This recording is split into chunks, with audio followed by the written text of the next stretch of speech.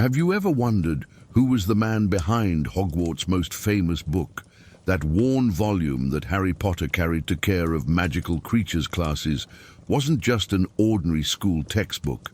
Behind fantastic beasts and where to find them lies an extraordinary story of courage, rebellion and passion for creatures that the wizarding world preferred to fear or ignore. Newt Scamander wasn't just a magizoologist. He was a revolutionary who challenged the magical establishment, faced the most dangerous dark wizard of his era, and forever changed how witches and wizards view magical creatures. Prepare to discover the complete journey of a man who preferred the company of nifflers and bowtruckles to society's approval, and who, because of that choice, saved the magical world more than once. Before we begin this extraordinary journey, I need your help. If you're enjoying the content, click the subscribe button right below, activate the bell so you don't miss any new videos, and tell me in the comments which city you're watching from. Let's create an incredible community of fans spread around the world. Now yes, let's dive into the fascinating story of Newt Scamander. Newton Artemis Fido Scamander was born in 1897 into a respectable wizarding family in England. From a very young age, Newt demonstrated a characteristic that would define him for the rest of his life: a deep and inexplicable connection with magical creatures. While other wizarding children played with miniature brooms or tried to cast their first spells, little Newt spent hours observing gnomes in the garden, trying to understand their behavioral patterns. His mother was a talented witch, and his father worked breeding new races of hippogriffs, which certainly influenced the boy's early interest in creatures. But there was something different about Newt, an almost supernatural empathy that went beyond simple fascination. He genuinely seemed to understand these creatures in a way few could. When Newt turned 11 and received his Hogwarts letter, no one in the family was surprised. What surprised them was the intensity with which he dedicated himself to studies related to magical creatures from day one. Newt was sorted into Hufflepuff, the house known for valuing hard work, loyalty and justice, characteristics he would demonstrate abundantly throughout his life. During his school years, Newt wasn't exactly what one would call a model student in the traditional sense. His grades in subjects like history of magic and astronomy were mediocre at best, but when it came to care of magical creatures, he was absolutely brilliant. Teachers quickly noticed that this quiet and somewhat socially awkward boy possessed a rare gift. However, Newt's years at Hogwarts weren't just about academic discoveries. They were also marked by an incident that almost ended his career before it even began. During his time at school, Newt developed a close friendship with Leta Lestrange, a Slytherin girl who, like him, felt displaced and misunderstood. Leta came from an old and troubled family, carrying the weight of a surname associated with dark magic. The friendship between the two seemed unlikely in many eyes, a gentle Hufflepuff and a Slytherin haunted by her past. But they found in each other an understanding no one else offered. Newt saw in Leta not the heir to a dark family, but a person struggling against expectations and others' judgments, something with which he deeply identified. It was because of Leta that Newt faced the darkest moment of his school life. Leta had conducted an experiment with a magical creature that went terribly wrong, endangering another student's life. Knowing she would be expelled, Newt took the blame for the incident. Albus Dumbledore, who at the time was the Defense Against the Dark Arts professor, knew the truth, but respected Newt's choice, even though he disagreed with it. Dumbledore saw in that act of sacrifice something remarkable, a loyalty and courage that weren't common. Thanks to Dumbledore's intervention, Newt wasn't completely expelled, but his stay at Hogwarts was prematurely ended, leaving him without formally completing his education. This episode deeply marked Newt, not only because of the injustice of the situation, but because he saw firsthand how magical institutions could be rigid and merciless, a lesson that would shape his future actions. After leaving Hogwarts, Newt faced an uncertain future. Without a formal diploma, his options were limited, but his passion for magical creatures hadn't diminished one bit. It was then that he secured a position at the Ministry of Magic, working in the Department for the Regulation and Control of Magical Creatures, specifically in the Beast Division. The work was, in theory, bureaucratic and unglamorous, but for Newt, it was a golden opportunity. He could travel, study creatures in their natural habitats, and most importantly, help them.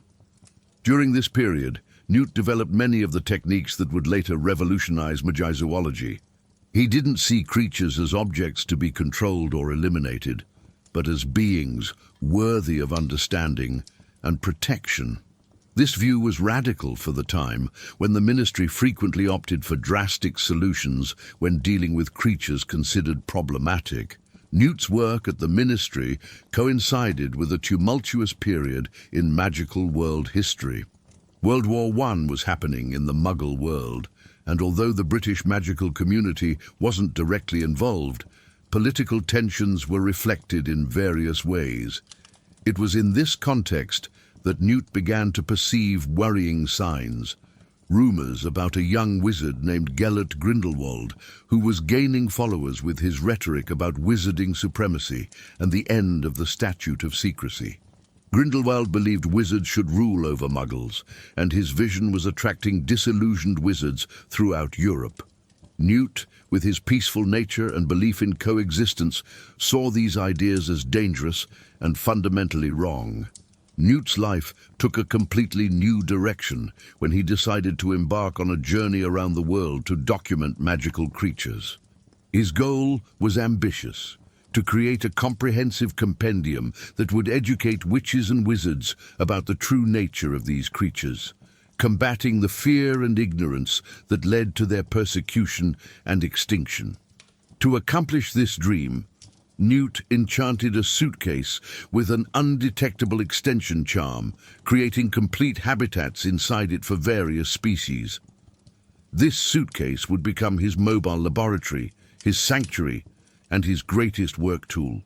Inside it, Newt recreated environments from deserts to tropical forests, each meticulously adapted to the needs of the creatures it housed.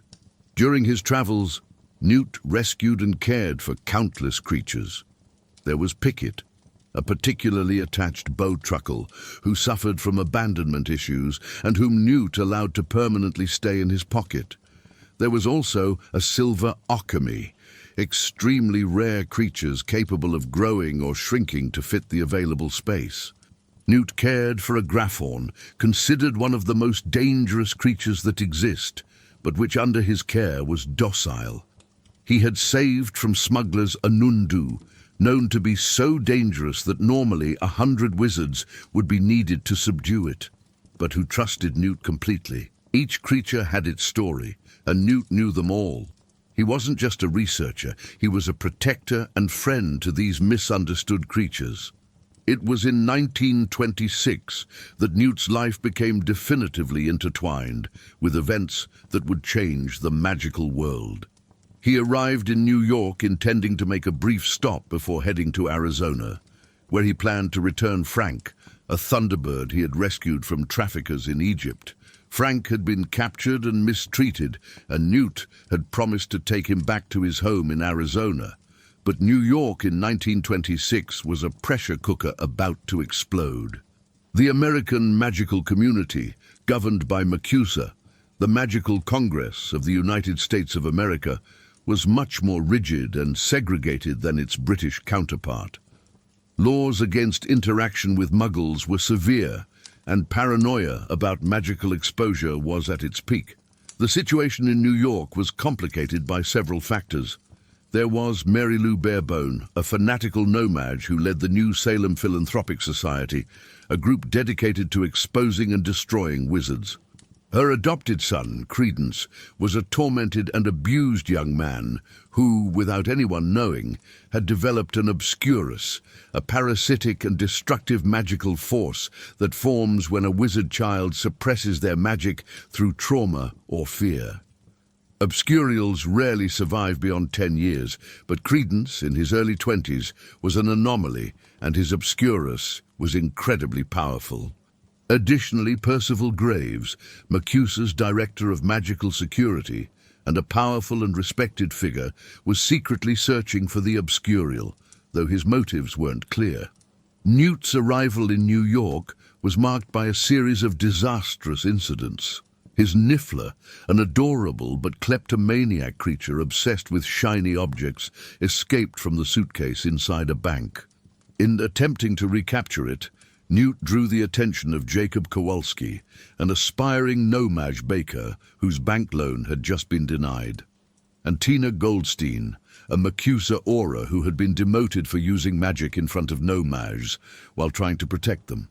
What followed was confusion in which Newt's and Jacob's suitcases were switched, resulting in Jacob being accidentally exposed to the magical world and, worse still, several of Newt's creatures escaping throughout New York. Tina, seeing an opportunity to redeem herself in MACUSA's eyes, arrested Newt and took him to headquarters, accusing him of violating American laws on magical beast control. But the situation quickly became complicated. Jacob had been bitten by one of Newt's creatures, a murtlap, and needed urgent treatment.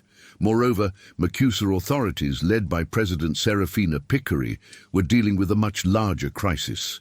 Mysterious attacks were happening throughout the city, and there was growing pressure from the New Salem Philanthropic Society.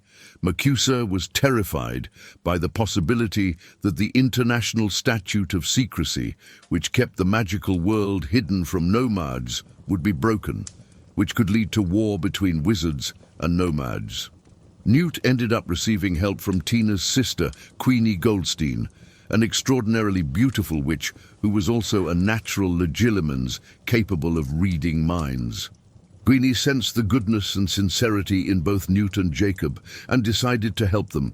Together, the unlikely quartet began recapturing Newt's fugitive creatures, a task that was both urgent and dangerous. There was an erumpent, a massive and explosive African creature, which they found at the Central Park Zoo. There was also Dougal, a demi-guise, whose ability to become invisible and predict the immediate future made its capture particularly challenging. Each rescue was an adventure in itself, and Jacob, despite being a no-maj and being completely out of his element, demonstrated remarkable courage and kindness. During these adventures, something unexpected happened. Genuine bonds of friendship formed among the four. Jacob and Queenie developed feelings for each other, despite MACUSA's strict laws prohibiting relationships between wizards and no-majs, a law known as Rappaport's Law that had been instituted after a scandal in the 19th century. Tina began to see Newt not as an irresponsible criminal, but as someone deeply dedicated and compassionate. And Newt, who had always had difficulty connecting with people, found in his new friends something he didn't know he needed: companionship and understanding. There was also growing tension between Newt and Tina, a mutual attraction that neither, with their reserved natures, knew exactly how to handle. But the fugitive creatures weren't the real problem in New York. The mysterious attacks continued, and it became clear they were the work of an obscurus. Percival Graves was obsessed with finding the child who had developed this power, believing he could use the obscurial as a weapon. Newt, with his experience, recognized the signs and tried to alert the authorities about the danger, but initially wasn't taken seriously. The situation reached its climax when Credence, manipulated and betrayed by Graves, unleashed the full power of his obscurus in the New York subway, causing massive destruction.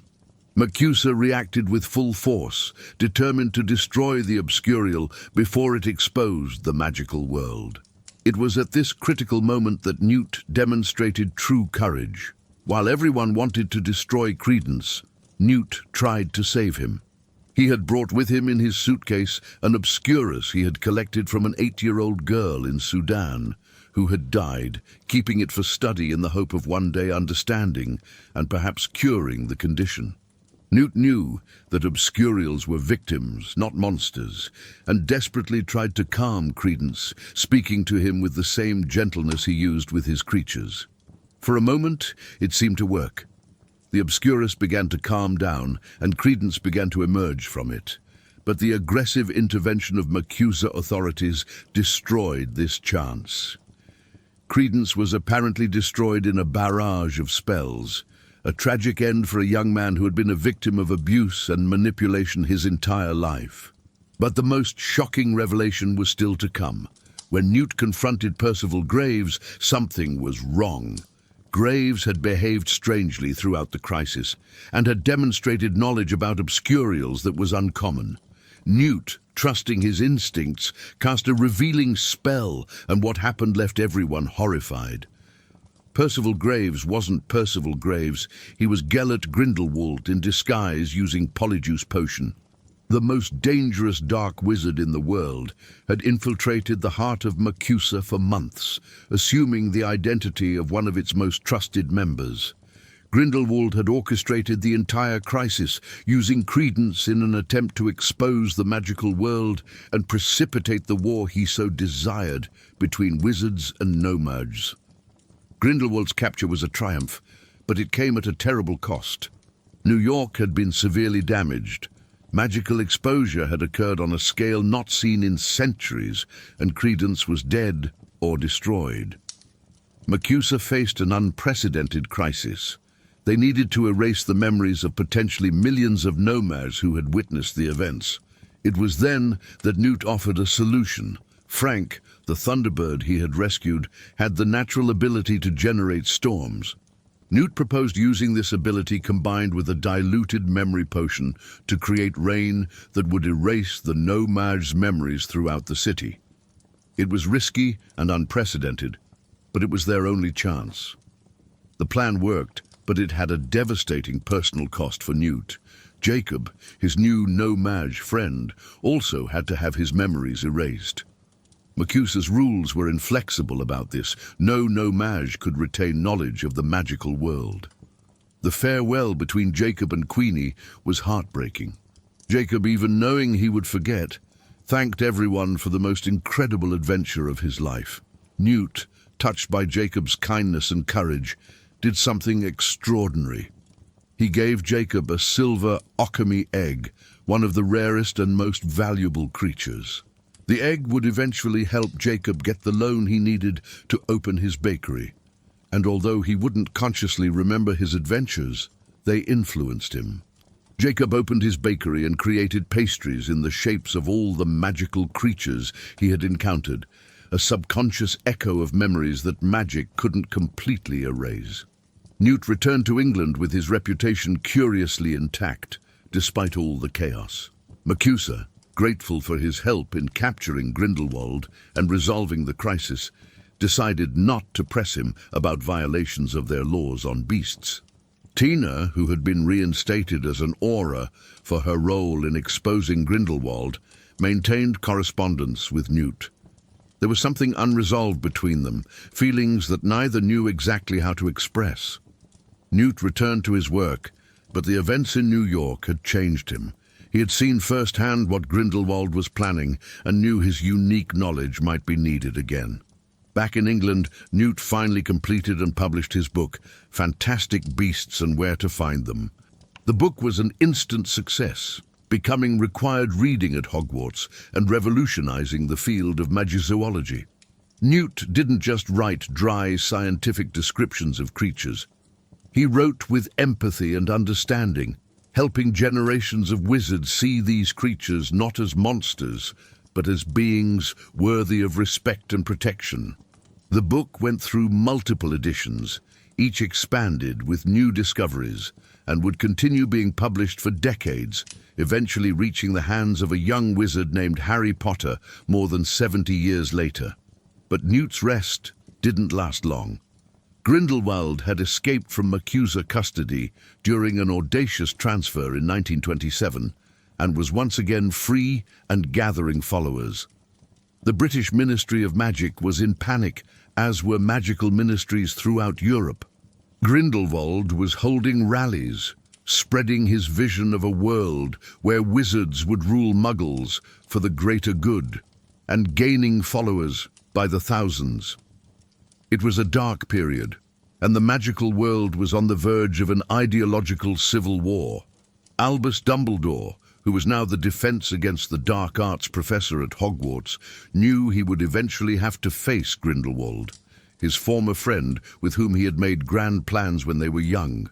But Dumbledore couldn't act directly due to a blood pact he and Grindelwald had made in their youth, a magical agreement that prevented them from fighting each other.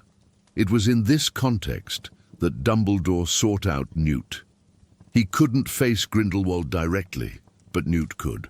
Dumbledore asked Newt to go to Paris, where Credence had reportedly been seen alive, contrary to all expectations.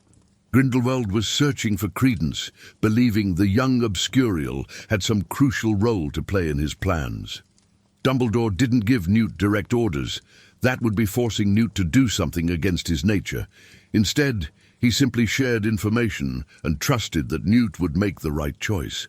It was an approach that respected Newt's autonomy while subtly guiding him, something only someone as perceptive as Dumbledore could do. Newt traveled to Paris, where the situation was even more complicated than he imagined. Tina was also there, searching for Credence at Macusa's request. However, the relationship between Newt and Tina was tense due to a misunderstanding. Tina had read in the newspaper about a possible engagement between Newt and Leta Lestrange, not knowing that Leta was actually engaged to Theseus, Newt's older brother. Theseus Scamander was a war hero, a respected aura, and everything one would expect from the eldest son of a respectable wizarding family. The relationship between the brothers was complex. Theseus loved and cared for Newt, but didn't always understand his younger brother's unconventional choices. Still, there was a strong bond between them, forged in childhood and maintained despite their very different paths. In Paris, the group expanded again. Jacob had crossed the Atlantic after Queenie, whose heart was broken by the laws prohibiting their relationship.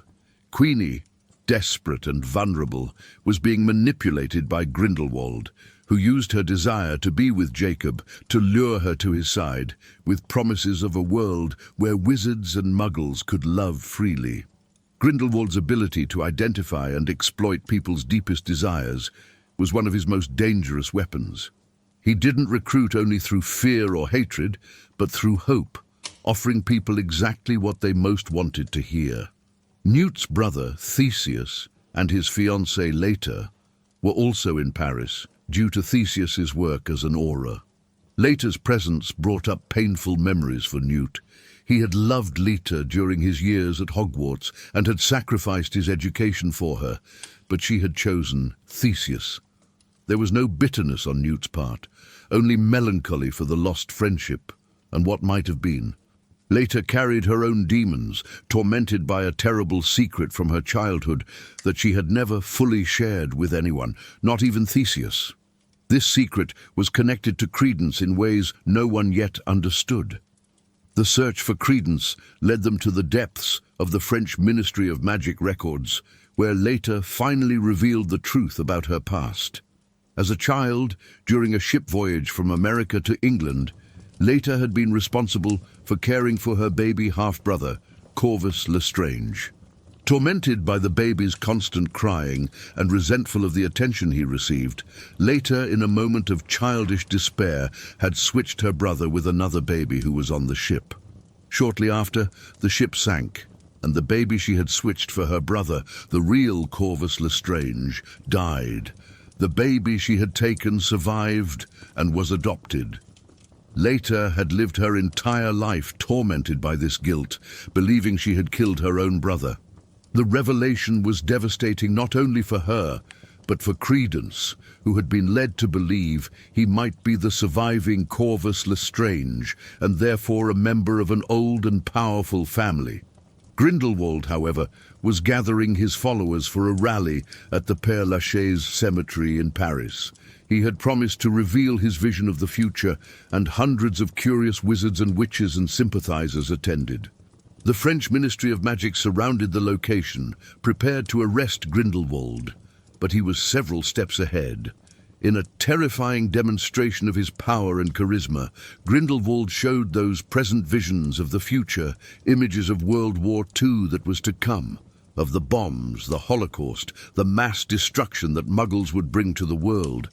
He argued that wizards had an obligation to rule, to prevent such horrors, distorting true facts to serve his narrative of wizarding supremacy.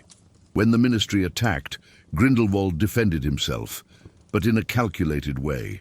He created a circle of magical fire, the Protego Diabolica, around himself, and invited only those truly loyal to cross it to join him. It was a test of loyalty, and also a trap. Many of the ministry's Aurors were killed, including several innocent people who were caught in the fire or refused to join Grindelwald. It was a massacre disguised as choice and demonstrated Grindelwald's casual cruelty. Queenie, influenced by his speeches and desperate, crossed the fire, breaking Jacob's heart as he watched helplessly. Leta Lestrange, in a final act of redemption, sacrificed herself to give others time to escape. She confronted Grindelwald, shouting, "I love you," to the Scamander brothers, before trying to attack Grindelwald and being killed by his flames. Her sacrifice allowed Newt, Theseus, Tina, Jacob and others to escape, but at a terrible cost. Theseus was devastated by the loss of his fiancée, and Newt carried the guilt of not having been able to save her. Grindelwald escaped with his followers, including Queenie, now more powerful and bold than ever. But before leaving, he planted one last seed of chaos. He told Credence that his true name was Aurelius Dumbledore, claiming that Credence was a secret member of the Dumbledore family, a lost brother of Albus. This revelation, true or false, had the potential to change everything. The following years were of growing conflict. Grindelwald continued gaining power and followers throughout Europe, establishing bases and spreading his ideology. Newt, although reluctant to be dragged into the conflict, couldn't stand aside. He worked with Dumbledore and the Ministry, using his unique knowledge and abilities to combat Grindelwald's plans. Newt wasn't a fighter in the traditional sense. He didn't like violence and always preferred diplomacy and understanding, but he was incredibly brave when necessary. His ability to think unconventionally and use magical creatures in ways others would never consider made him a valuable asset in the fight against Grindelwald. During this period, Newt and Tina finally worked out their relationship. After the initial misunderstanding about Leta, they began a more honest correspondence, and their mutual feelings became undeniable. Tina understood Newt in a way few people did. She accepted his eccentricity, his devotion to creatures, and saw beyond his social difficulties to the extraordinary man he was. Newt, in turn, admired Tina's courage, integrity, and kindness. Eventually, they would marry, forming a partnership that would last a lifetime. Tina would support Newt's work unconditionally, and together they would create a life dedicated to protecting magical creatures and fighting for what was right. The final confrontation between Dumbledore and Grindelwald happened in 1945, in a duel that became legendary in the magical world. Dumbledore had finally found a way to circumvent the blood pact that prevented him from fighting Grindelwald directly, with help from Newt, who had managed to destroy the artifact that maintained the pact. The duel was epic. Two of the most powerful wizards of the modern era fighting with magic that few could even comprehend. In the end, Dumbledore won but didn't kill Grindelwald. Instead, he imprisoned him in Nurmengard, the very fortress that Grindelwald had built for his enemies, an appropriate irony. Grindelwald's defeat marked the end of one of the darkest eras in modern magical world history, and Newt had played a crucial role in making that victory possible. After the war against Grindelwald, Newt returned to his true passion, the study and protection of magical creatures. He continued traveling the world, documenting species, rescuing endangered creatures, and expanding his work. His book went through multiple editions, each more complete than the previous. Newt became a globally recognized authority in magizoology, receiving honors and awards, although he always preferred fieldwork to public recognition. He created reserves for endangered creatures, developed new spells and techniques for their care, and trained a new generation of magizoologists who shared his compassionate vision. Newt and Tina eventually settled in Dorset, England, on a property that was part home, part sanctuary for creatures. There they continued their work, with Tina occasionally returning to Auror work when necessary, but mainly focused on supporting Newt and developing her own projects. The couple had at least one child. Although details about their family life were kept private, something Newt always valued. He never sought fame or attention, and made sure his family had the tranquility he himself desired. Pickett, the bowtruckle, who had been his constant companion, remained with him throughout Newt's life, a reminder of the days of adventure and the unlikely friendships he had formed. Jacob Kowalski, although his memories were officially erased, never completely forgot. His bakery in New York became famous, and the pastries shaped like magical creatures attracted a loyal clientele. Eventually, American laws about marriages between wizards and nomads were relaxed, in part due to the efforts of people like Newt and Tina, who argued against these discriminatory restrictions. Queenie eventually left Grindelwald when she realized the true nature of his lies and reconciled with Jacob. The two could finally be together, and their story became a symbol of hope that love could overcome even the deepest divisions. Newt and Tina were witnesses at their wedding, closing the circle of friendship that had begun in that chaotic week in New York decades earlier. As Newt aged, his reputation only grew. Fantastic Beasts and Where to Find Them remained the definitive text on magical creatures, used in magic schools around the world. Generations of students grew up reading Newt's descriptions, learning to see magical creatures through his compassionate eyes. When Harry Potter arrived at Hogwarts in 1991, Fantastic Beasts was on his required books list, a worn copy of the 52nd edition.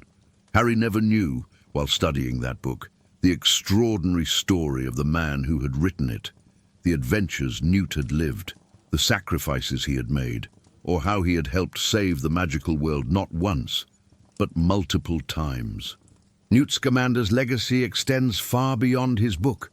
He fundamentally changed how the magical world viewed and treated magical creatures.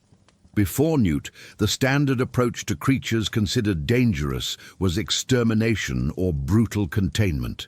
Newt demonstrated that understanding, patience, and respect were not only more ethical, but also more effective. He saved species from extinction, including greyfawns, which were critically endangered when he began his work. He established protocols for the ethical treatment of creatures that were adopted by magical ministries around the world. His contributions to magizoology were so significant that the field before and after Newt was fundamentally different. Newt lived a long life, surrounded by the love of his family and the gratitude of the creatures he dedicated his life to protecting. He never sought glory or recognition, satisfied in knowing he had made a difference. When he passed away, probably in the late 20th or early 21st century, his work continued through the countless magizoologists he had inspired and trained. His book continued being published in new editions, updated with discoveries he would have appreciated. The British Ministry of Magic honored him posthumously with some of the greatest honors that could be granted, although, ironically, these were honors he probably would have tried to refuse if he were alive. Newt Scamander's story is fundamentally about courage, not the loud courage of epic battles, though he certainly demonstrated that too, but the quiet courage of standing up for what's right, even when everyone around you disagrees. It's about seeing value and dignity where others see only monsters or tools. It's about loyalty, not to institutions or tradition, but to the people and creatures who depend on you. Newt sacrificed his formal education for a friend, risked his life repeatedly for creatures society considered disposable, and entered a war he detested because it was the right thing to do. He did all this not because he sought to be a hero, but because it was simply who he was. In a world that often values power, conformity, and status, Newt represented something different. He was kind, but not weak. He was unconventional, but deeply ethical. He was socially awkward, but formed deep and lasting friendships. He was humble, but changed the world. Newt Scamander proved that you don't need to be the most powerful wizard, the most charismatic, or the most ambitious to make a difference. Sometimes what the world needs most is someone who cares, who sees value in every living being, and who has the courage to act according to their principles even when the path is difficult. Newt's magical suitcase, which housed entire worlds within it, is a perfect metaphor for Newt himself. From the outside, he seemed ordinary, even awkward, easily underestimated. But inside there was depth, complexity, wonder, and an almost infinite capacity for care and protection. Those who had the privilege of truly knowing Newt Scamander, like Tina, Jacob, Queenie, Dumbledore, and the countless creatures he saved, knew that behind that quiet exterior was one of the most extraordinary wizards of his generation. And perhaps most importantly, Newt taught the magical world a lesson that remains relevant. That understanding is more powerful than fear, that compassion is a form of strength, and that every living being, no matter how different or misunderstood, deserves respect and dignity. This is the story of Newton Artemis Fido Scamander, the magizoologist who preferred the company of nifflers to social banquets, who saw beauty where others saw danger, and who, by following his heart and convictions, left the magical world permanently better than he found it. His story reminds us that heroes come in all forms, and that sometimes the most unlikely among us are those who make the greatest differences. Through his work, his compassion, and his quiet courage, Newt Scamander ensured that future generations of wizards would grow up in a world where magical creatures were protected, understood, and valued. And in that, he achieved a form of immortality that no amount of power or glory could equal. So that's it, folks, the complete story of Newt Scamander, a man who taught us that true magic isn't just in the spells we cast, but in the compassion we choose to demonstrate. If you enjoyed this incredible journey through the life of this extraordinary magizoologist, don't forget to leave your like, share this video with that friend who loves Harry Potter as much as you do, and especially subscribe to the channel because we still have many fascinating stories from the magical world to explore together. Tell me in the comments which part of Newt's story moved you the most and which city you're watching this video from. We're almost reaching 1,000 subscribers, and each one of you makes all the difference in this journey. Until the next video, and remember, as Newt showed us, sometimes the greatest heroes are those who simply care. A big hug, and until the next magical adventure.